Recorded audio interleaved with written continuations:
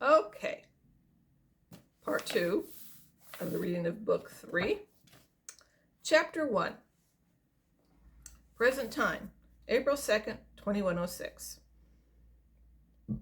This is a dream that Michael is having.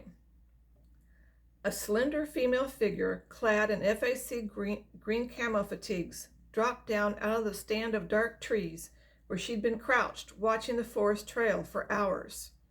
Her prey paused in surprise as the woman made a three-point landing in their midst, her blue eyes nearly glowing red in anger. Moonlight dappled across the woman's olive complexion and glistened off of her copper-red hair draped over her shoulder in one thick braid. The Howlers were confused. Where was the human's weapon, or weapons? And why did she smell different than the rest of the humans they had killed or maimed?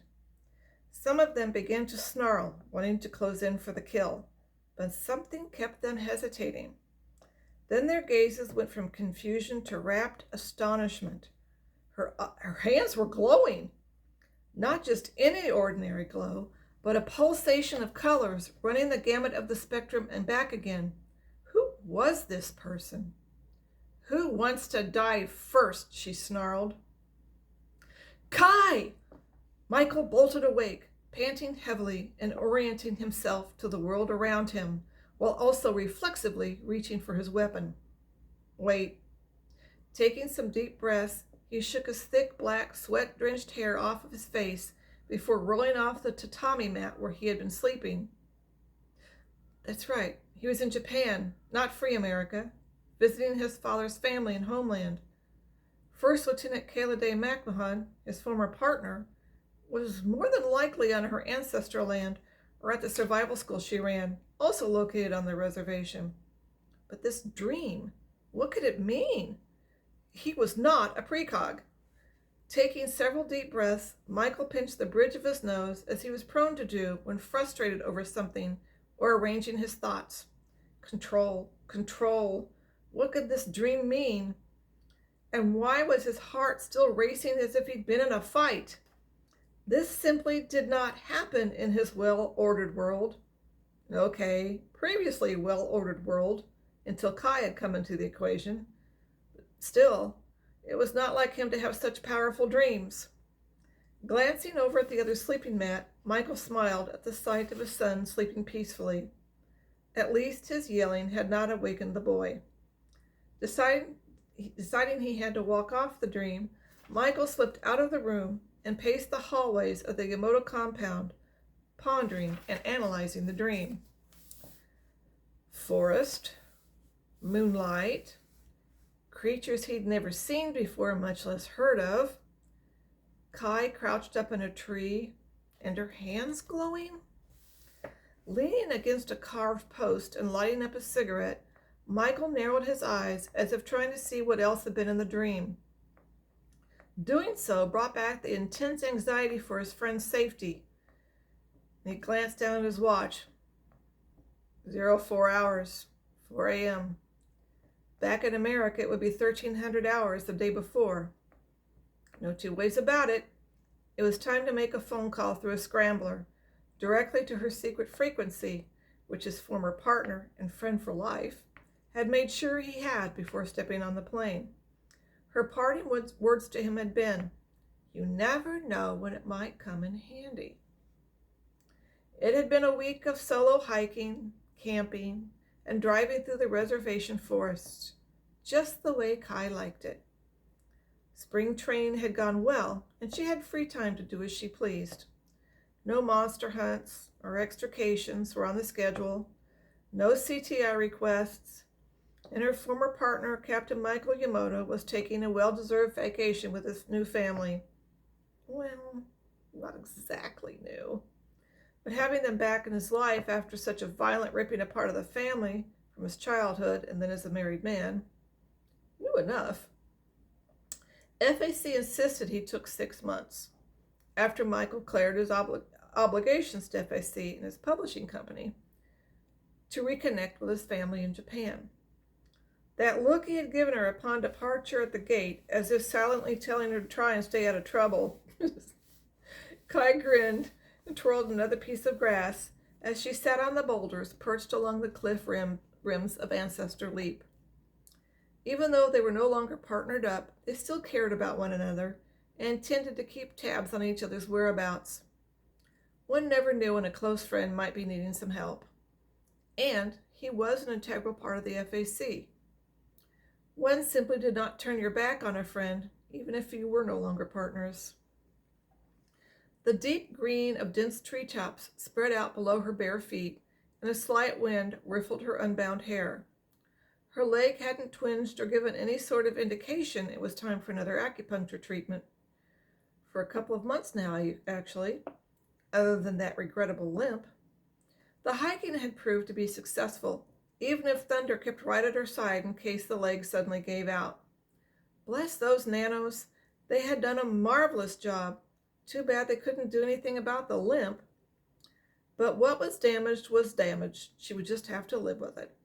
The fact she was healthy and still more than capable of handling her FAC duties was good enough for her. The leg was not a hindrance, just a rather annoying reminder from time to time. Sunlight glistened off of far cliffs where iron ores and crystals were exposed from long ago landslides. Dozing on the warm rocks next to her lay Thunder in his full wolf form. Occasionally a snore came from him, which caused Kai to chuckle in amusement. They hadn't been this relaxed for some time now, and it felt good to sit in the sun and recharge. Most of the Osage avoided this area. Some were superstitious of going near where the warrior ancestors had taken their final leap to protect their peoples from their ancient enemy, Howlers. Others felt it was irreverent just to hike around it, but Kai had always found it to be very peaceful. Besides, what better way to connect to your ancestors? Just as Kai was deciding it was time to get her gear into the Jeep and head back down to the village compound, after all, she'd been out in the wilderness for over a week, and perhaps it was time to check in, her earpiece came to life with the voice of her communications officer down at the survival school. Fortunately, they had their own frequency used for the school, which was not monitored by FAC headquarters. Lieutenant? Yes, Chief, what is it? Incoming scrambler transmission from Japan on your personal line. It's Captain Yamamoto. What? Put me through. What on earth? Waiting until she got the go-ahead signal, she took a deep breath. It is 4 a.m. there. Why are you up? Kai demanded. Then stopped when Michael blurted out, Have your hands started to glow? What an odd thing for someone to ask while 1,000 miles away. Pardon? Have your hands started to glow? Michael tersely repeated the question, which caused Kai to blink a few times, then superstitiously glanced down at her hands. Not that I'm aware of. Why? Still very much back in the grip of the dream he had, Michael described the strange half-human beasts amongst whom she had landed in the dream, and then her hands were glowing. Then he paused when there was an audible indrawing of breath heard coming from her. First Lieutenant? Howlers, Kai murmured, in what she hoped was a calm manner, while also grabbing for her gear she had placed on the rocks nearby. I've heard vague rumors of some sightings over the years, but honestly no one has personally encountered one since, well, the mid-1600s, maybe earlier than that. Stories talk of the Great War which banished them, and that was before the French explorers supposedly discovered our people. So, naturally, I dismissed the odd rumors as being perhaps hunters hallucinating after a hard day of drinking, which you know does sometimes happen. Perhaps your subconscious felt something and decided to put together a scenario for you to watch. I wouldn't worry too much about it, but if it will make you feel better, I shall go speak with the grandfathers on this matter. Yes, it would, came a terse reply back, and Kai, hands, they were glowing. Captain Yamamoto, my hands do not glow. We both know that.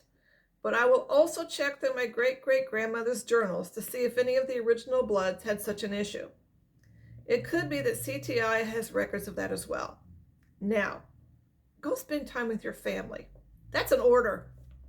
Michael was laughing when he disconnected from the scrambled line. The idea of Kai giving him orders. Thunder, time to get back down to the base. Michael just had what might be a prophetic dream, and he called clear from Japan to pass the warning along. I heard you say that word, howlers. You know, we wolves have legends about those beasts too, right? What would those legends be, sweetie? Pausing and scooping up the gear she'd taken out of her small day pack for a midday meal, Kai gave her lifelong companion a rather concerned stare. Of all the years they'd been together, not once had Thunder uttered his knowledge about that particular legendary monster. That your ancestors fought them alongside us. Don't give me that look. Of course we've been around the Osage clear back then. We hunted together. And when the Osage ancestors took that final leap, some of us joined them, since we were throat to throat with the beasts. My great Samad great sire was one of them who jumped. Kai bent down to bury her face in Thunder's great ruff of mane. He sounded so sorrowful recounting that heroic sacrifice. I'm so sorry, my friend. I did not know. Leaning his head against hers, the great beast continued. And I also know about the peace pact made with the Howler survivors, that they would be banished from these lands to go far north into the great white cold and to bother none. Watchers would go to ensure of this, and some went west into the wilderness, and some allegedly went south as well. All had watchers travel with them, watchers from Osage and some other small nations. They were to not return until the Great Awakening. Stuffing the pack into her fully loaded jeep, Kai paused and whirled to stare at her friend. The what? And this was the first time Thunder had ever displayed a working knowledge of the political aspects of the Osage. The Great Awakening? And Watchers? Why haven't the grandfathers, or our history keeper for that matter, tell me of this? It was not my place to say, Thunder somberly remarked as he jumped into the jeep and settled down. But it seems to me that it is time to ask of them. Damn straight it was time. After all, Kai was a mutant monster hunter, as well as an FAC soldier. And if there was vital and missing information, it was up to her to find out just what exactly had been withheld from them all this time. Starting up the jeep, and before slamming it into gear, Kai grimly tapped on her comlink. Chief, Lieutenant, contact the grandfathers and the history keeper. Tell them I am insisting they come to the training center conference room for a meeting. They have some explaining to do. I'll be there in an hour. I'm up on Ancestor Leap, getting ready to head back down. May I tell them what it is about? Yes. I have some questions about the Great Awakening. It will be interesting to see their expressions when I ask them. 1 hour, and I refuse to be swayed. Ma'am, yes, ma'am. Master Sergeant Keith, Kai's second in command, had been standing behind the chief communications officer, listening to the entire conversation, and just slowly shook his head. Someone, or rather someones, were going to be in big trouble with the first lieutenant, and that was something he had to witness. Her ripping into the grandfathers. I'll go, he volunteered, staying the chief's hands from buckling on his gun belt. I too want to see their faces when the message is delivered. This should prove interesting. Should I contact headquarters? Negative. Let's see what this is about first. It's been kind of quiet lately, and I have a sneaking suspicion we might be gearing up for another battle. Have supply check over the stores and make sure we're up to speed. I'll be back before the first lieutenant gets here. Controlled chaos erupted in the vast underground supply rooms at the Eagle Rock Survival Training Center. The transmission over the loudspeakers blaring, "Prepare for possible scramble," did it every time.